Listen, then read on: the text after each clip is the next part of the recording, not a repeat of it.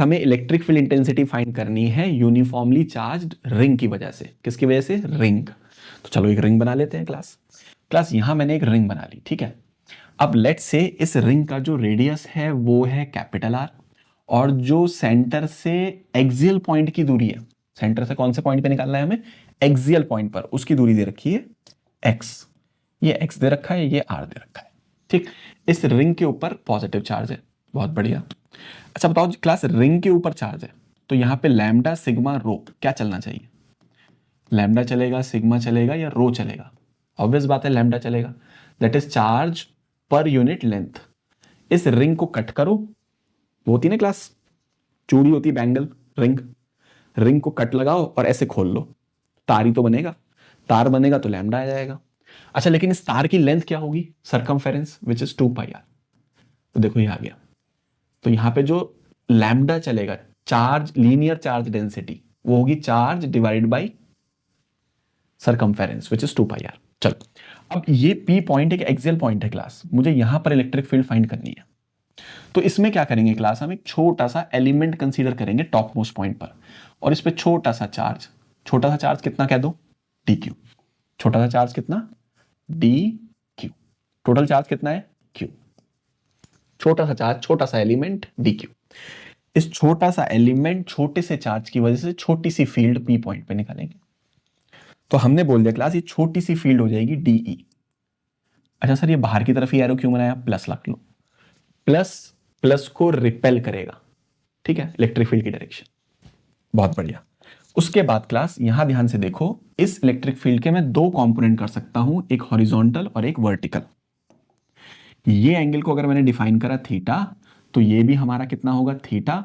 तो ये जिसके साथ एंगल उसके साथ जाता है कॉस थीटा, तो ये हो जाएगा डीई कॉस थीटा, और ये हो जाएगा हमारा छोटी सी फील्ड का डीई साइन थीटा। बढ़िया, बहुत बढ़िया। अब क्लास हमने क्या करना है, जैसा एक एलिमेंट तुमने ऊपर बनाया, एक सेम सिमेट्रिक एलिमेंट नीचे बना दो, उसके जैसा ही बिल्कुल सेम, ठीक है। तो इस पे भी छोटा सा चार्ज होगा, कितना सर? dq। इसकी वजह से वहां पर भी छोटी सी फील्ड होगी सर, कितनी? dE। कितनी फील्ड होगी? dE। अच्छा भाई, तो पास ही नहीं होना चाह रही, पी पॉइंट से हो गई, पी पॉइंट से छोटी सी फील्ड कितनी हो गई? dE, ठीक है क्लास। तो यहां पर ध्यान से देखो, अब अगर हम इसको बनाएं तो ये हमारे पास हो गई कितनी? dE। सिमेट्री से ये एंगल भी थीटा होगा तो ये भी थीटा होगा, ठीक है। तो क्लास ये dE कॉस आएगा, तो ऊपर की तरफ क्या जाएगा? ये हो जाएगा हमारा, देखो ये भी इसका कॉम्पोनेंट dE थीटा, तो नीचे आएगा dE कॉस थीटा, ऊपर जाएगा dE sine theta. Cos theta लिखने की जरूरत नहीं है, मैं कर क्यों रहा हूं बता रहा हूं। ये दोनों कैंसिल हो जाएंगे, ये बताना मेरा मकसद है इस एलिमेंट को कंसीडर करके, कि भाई साइन थीटा से साइन थीटा क्या होने वाला है? कैंसिल होने वाला है। तो बचना कौन है? कॉस। तो जो मेरा फाइनल आंसर आने वाला है वो हमारा आने वाला है, इंटीग्रेशन करेंगे डीई साइन का कि कॉस का? सर साइन तो कट गए, तो किसका करेंगे? कॉस का कर दो। चलो एक इंटीग्रेशन घुमा देते हैं कॉस का, इसको रखो यहां पर, करते हैं। अब क्लास ये डी कॉस थीटा का इंटीग्रेशन करेंगे नेट फील्ड के लिए, तो जो हमारी नेट फील्ड होगी वो हो जाएगी डीई कॉस थीटा का क्या? इंटीग्रेशन। तो यहां पर हमारी नेट फील्ड आएगी। अब क्लास डीई कैसे निकालेंगे? डीई एक छोटा सा चार्ज डीक्यू की वजह से है, और उस पॉइंट की दूरी कितनी है? लेट्स से स्मॉल आर, और ये कितना होगा? Under root X square plus R square, Pythagoras लगा दो, X square plus R square, Pythagoras लग गया। तो छोटा सा चार्ज dq, छोटी सी फील्ड p पॉइंट पर dE, तो dE की वैल्यू होगी that is kq by R square. Sir कहां से आ रहा है सब? याद करो, डेरिवेशन कराया था, q चार्ज की वजह से r डिस्टेंस पर p पॉइंट है, तो इलेक्ट्रिक फील्ड क्या होती है? That is kq by R square, kq by R square, q की जगह लिख दो dq, ठीक है ना। तो ये करना है हमें। चलो तो क्लास यहां पे लगाते हैं, तो ये हो जाएगा k, चार्ज कितना है? dq, और वो स्मॉल r किसके बराबर है? Under root X square plus R square का होल स्क्वायर। बहुत बढ़िया। कॉस थीटा लगवाओ इस वाले ट्राइंगल में, देखो ध्यान से देखना क्लास, जल्दी से बोल दो। कॉस थीटा क्या होगा? Base upon hypo, base upon hypo. तो बेस कितना है हमारे पास x, और हाइपो कितना है under root X square plus R square, integration तो चल ही रहा है। तो क्लास यहां पर जो नेट फील्ड आएगी हमारी वो आ जाएगी, अब जो जो कांस्टेंट है बाहर निकालो, k कांस्टेंट है, x भी कांस्टेंट है, ये पूरा कांस्टेंट है। अब क्लास देखो ये स्क्वायर से रूट गए, तो ये की पावर हो गई 1 और इस वाले की पावर हो गई हाफ। तो 1 में अगर मैं हाफ को जोड़ूंगा तो 3/2 आएगा, तो यहां पे मैं लिख दूंगा X square plus R square की पावर 3/2 मल्टीप्लिकेशन में। अब ये सब बाहर आ गया, अब यहां पे सिर्फ क्या बचा है integration of D Q. Integration of D Q क्या होगा, छोटा सा चार्ज है डी क्यू, तो पूरा चार्ज कितना है हमने माना क्यू, तो यहां डी क्यू के इंटीग्रेशन की जगह लिख देंगे हम क्यू, क्या लिख देंगे क्यू।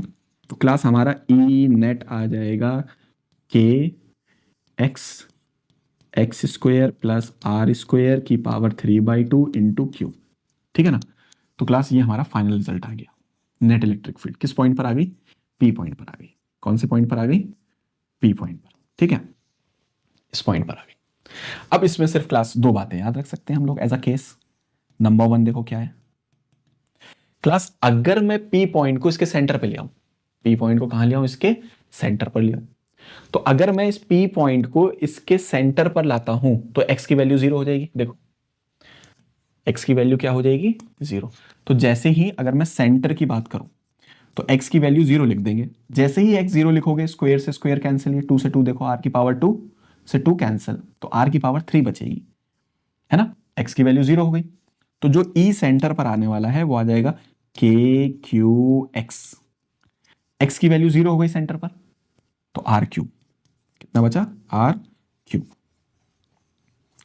अगर मैं बोलूं कि x की वैल्यू बहुत ज्यादा हो जाए किसके सामने, r के सामने, यानी ये पॉइंट बहुत दूर चला जाए, ठीक है, x की वैल्यू बहुत ज्यादा हो जाए किसके सामने, r के सामने, तो r को नेग्लेक्ट कर देंगे। तो जैसे ही r को यहां पे नेग्लेक्ट करोगे, यहां पर देखो यहां से r हटाओगे तो यहां बचेगा एक्स स्क्वायर 3/2, 2 से 2 कैंसिल, तो एक्स क्यूब बचेगा, तो क्या बचेगा एक्स क्यूब, तो के Q x over x cube ये कैंसिल हो जाएगा, तो जो e आ जाएगा वो आ जाएगा के क्यू बाई एक्स स्क्वायर, कितना आ जाएगा के क्यू बाई एक्स स्क्वायर, ठीक है।